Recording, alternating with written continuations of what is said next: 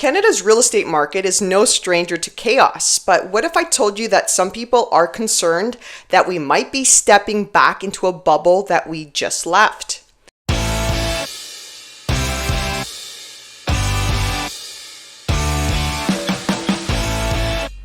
I'm Linda, one of the Ragona Sisters, and today I'm breaking down something that could reshape the next 6 months of the Canadian real estate market. So make sure to like, share, and subscribe because what I'm about to show you, most people won't hear this on the evening news. And here's a stat that many are very concerned about, and that is why several rate cuts might not be good news everyone thinks they are for the next 10 years down the road. So let's look into why. There's the rate you see, that's the one the Bank of Canada sets. It's called the overnight bank rate. And then there's the rate that actually affects your buying power once you factor in inflation. That second one is what economists call the real interest rate. And it's a big deal because if rates go down too much and the cost of borrowing gets cheaper than the pace of inflation, it can actually encourage people to spend more, borrow more, and yes, buy more real estate, even when many think that prices are ridiculous as it is. And when interest rates drop too fast, it pushes up prices. That's exactly what economists at BMO are warning very much about. They're saying, hold on, if the Bank of Canada cuts rates too quickly, we could be right back to a bidding wars and runaway home prices. Why? Because Canada's housing market is hypersensitive to interest rates. We've built an entire economy around cheap debt. Isn't that the truth? And anytime borrowing gets cheaper, even just a little, demand jumps. So when rates drop, historically, buyers rush in, investors start flipping, and developers ramp up. And before you know it, affordability goes right out the window again. So what exactly is BMO saying? They're basically warning the Bank of Canada, if you cut rates too quickly, you could reignite the exact housing bubble we've just been trying to cool down and have cooled down. Some say there's room to cut rates without causing inflation to go out of whack.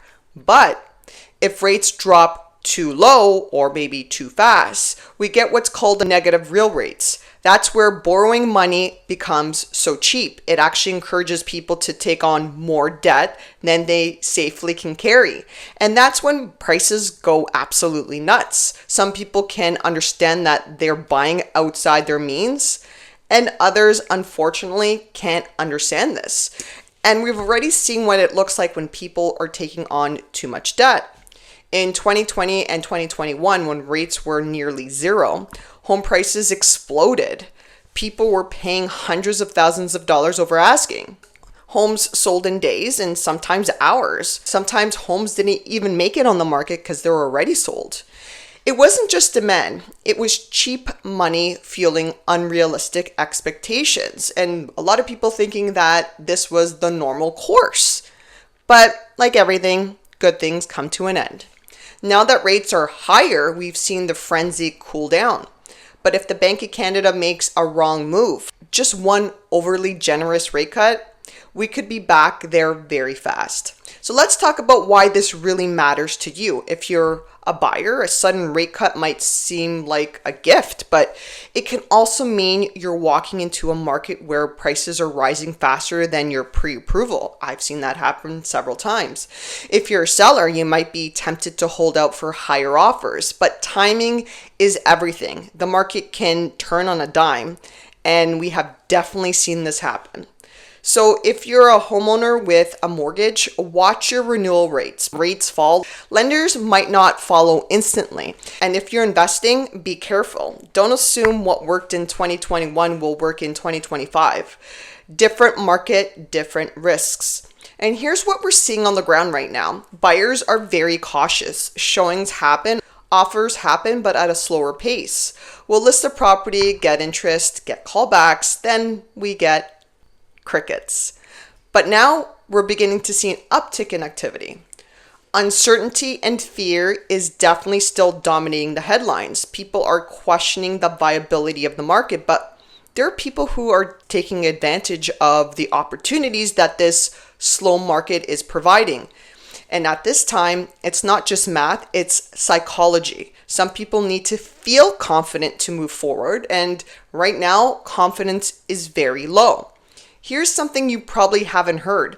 Economists at BMO say that if the Bank of Canada brings rates down to anything with a one handle, meaning below 2%, we're likely to see froth come right back up. That's their word, by the way, froth. It means irrational buying, over leveraging, and investors treating homes like stocks. And I've said this before, dropping rates by at least 1% can fuel the market to go into the other direction, which is a heated market. And the last time we saw that, prices outpaced wages by miles. It's unsustainable, it's dangerous, and it puts the whole economy at risk. So what should the Bank of Canada do? According to BMO, they should be careful, very careful. Slow, measured cuts, not rush to drop. Because even though inflation is softening, well, at least of what they tell us anyways, we're not out of the woods, and real estate reacts fast to easy money. People aren't chasing, they're waiting if they can. And that waiting, it's what's kept prices in check for now. But if the Bank of Canada cuts too aggressively, the waiting ends, the chase begins. It's the typical cycle. And it's a cycle that we had 5 years ago. So, is this a good time to buy, sell, invest? I always get these questions, and I'll address it again. Honestly, it depends on your goals, but what I can say is this: don't make a move just because rates moved. Make a move because it's right for you, because your numbers work, your timing works, and your lifestyle demands the change. If someone is telling you the market will definitely rise by a certain date or drop more than what it is, I would question the statement, because no one really knows. Because let's be real, an economic turmoil event can basically nosedive the market.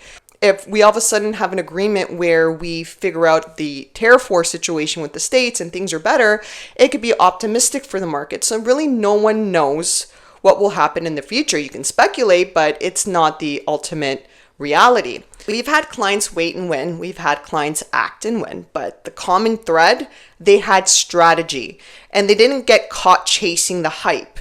So what's the takeaway here? Real estate isn't just about listings and sales. It's about policy. It's about psychology. It's about timing. And the Bank of Canada's next few decisions can make or break the next wave of the market. So if you found this video helpful, if you want grounded, honest insights that cuts through all the noise, make sure to subscribe to this channel. And if you're thinking of making a move in the Greater Toronto area, we'd love to hear from you. If you watched till the end, thank you so much for that. And we'll see you in the next episode. Bye for now.